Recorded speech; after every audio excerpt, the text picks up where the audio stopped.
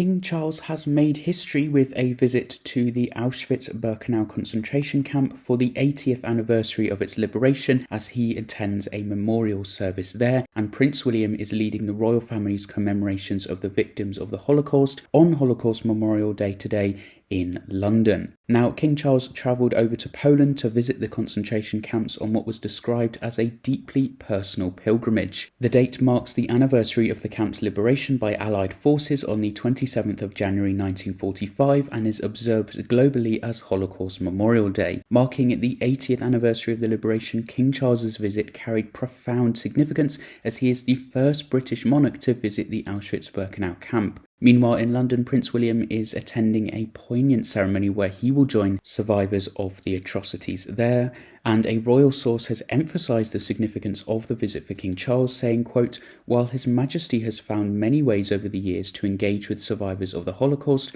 I know this visit to Auschwitz will be a particularly poignant one for him. That's not only because of the significance of the anniversary, but as an opportunity for him to reflect on the many stories of suffering and courage he has heard from those who bore witness in the very location where they took place." As anyone who's visited the camp can avow, and personally I went with the Holocaust Educational Trust back in 2019 to visit the camp, me personally, and it is the most harrowing experience, the silence of the camp now, but just knowing what happened there is just soul-destroying. But I would encourage anyone to take a visit over to Poland to do so. It is very, very moving. Away from that little anecdote though, the source continued, "In that sense, it will be a deeply personal pilgrimage for the king, paying tribute both as man and monarch." He says, bringing home both the scale of the horrors and the lessons that must be learned for eternity. And I've noticed the president of Poland came out today, Andrzej Duda I think his name is, and came out and said that Poland will be the carriers of memory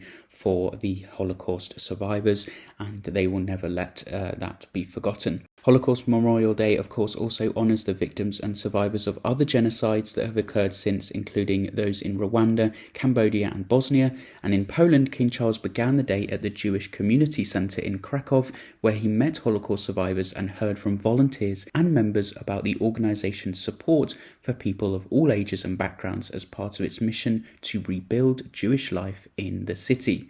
And he then went on to attend the main memorial where he joined world leaders at the camp and is also holding a meeting with the country's president, Andrzej Duda.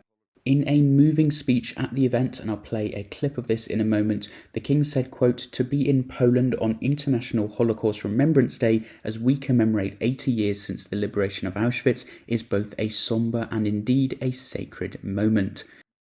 Standing on the steps of this wonderfully vibrant centre some 17 years ago, having encouraged its construction and taken immense pride in opening it, I was filled with a sense of hope and optimism at the life and energy that coursed throughout this building.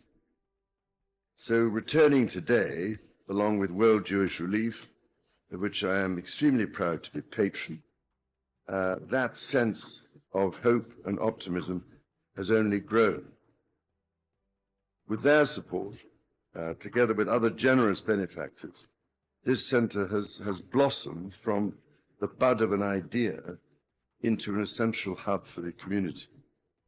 Elsewhere in his speech, he said, quote, "As the number of Holocaust survivors regrettably diminishes with the passage of time, the responsibility of remembrance rests far heavier on our shoulders and on those of generations yet unborn.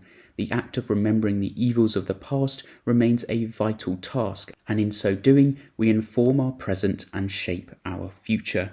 And meanwhile, in the UK, Prince William has really been stepping into his role as heir to the throne, leading our commemorations here and meeting with British Holocaust survivors in London. The royal family, of course, regularly recognises the suffering and sacrifices made by those victimised by genocides throughout history and makes commemorations to them, and has been holding events in the build-up to this year's historic commemorations. For example, on the 13th of January, King Charles hosted a Holocaust education event at Buckingham Palace where he met the 94-year-old Manfred Goldberg, a survivor of multiple concentration camps. Charles also shared a close bond with Holocaust survivor Lily Ebert, who he honoured at Windsor Castle in 2023 for her contributions to Holocaust education, and following her tragic death in October 2024, Charles paid a heartfelt tribute, saying it was with the greatest sadness that he heard the news of her death. So very, very moving events happening today for Holocaust Memorial Day, and of course we must always remember these events and must not let them happen again on any level, and must stop them happening wherever they are happening right now in the world as well.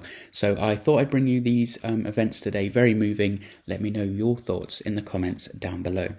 There is much work still to be done if we are not just to remember the past, but to use it to inspire us to build a kinder and more compassionate world for future generations, a world of which we can be truly proud.